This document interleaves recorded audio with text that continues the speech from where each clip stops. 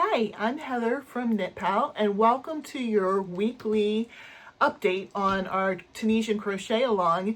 If you're not sure what I'm talking about, the Facebook group Tunisian Crochet, Knitpal Tunisian Crochet for Beginners, I'll link that down below. If you're interested in joining, that Facebook group had wanted to do a crochet along, and I let them vote on what to make, and the winning vote was a sweater. So we're doing something called the Chunky Sweater Tunisian Crochet. It's by Mode Bespoke, and I have that listed down below. It's a video tutorial, which is really super helpful. So we have been doing this for a few weeks, so I have quite a bit of it finished. Don't be intimidated. If you want to join us, go ahead and you can go back to look at the videos that I did previously to see what you missed, or see, kind of catch up with us. So last time we were here, I think I had basically the front panel done, and it goes from the bottom up. And then what it does is you don't, these are not two panels.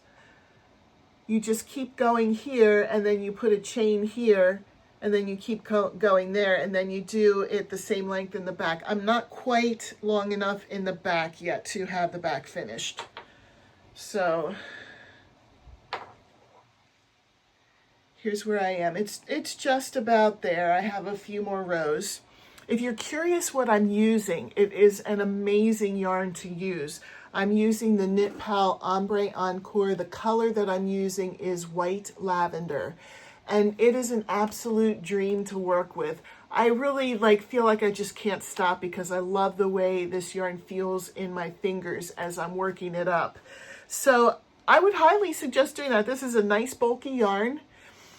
So I looked ahead on the directions, and in her tutorial, after you have the full length in the back, she has you sew up the sides up to where you have the armhole, where you want the armhole to be. And then she does the sleeves actually right on the panel. It's not in the round. She goes around and then returns and goes around and returns. But she said that you can also do the sleeves separately. And that's really what my thinking is. I might do the sleeves separately and then sew them on later, just because as I'm going around, I don't want to have to keep flipping this big bulky sweater around every time I go to the other side. So I'm just going to do, and I think it'll be nice and light and nice and easy if you just measure out how wide you want it up here, and then do your decreases so that you can have your sleeve separately. Either way is a great way to do it. So if you're watching this and you're like, oh my gosh, Heather, you're nuts, I would just do it right on the sweater. That's great. Just go ahead and do that. It's totally fine. I'm just letting you know what I think for me is easier. And so I think that's about all. I'm going to just work throughout the week and see how far I can get this. And then I'll come back and show you next Sunday how far I've gotten.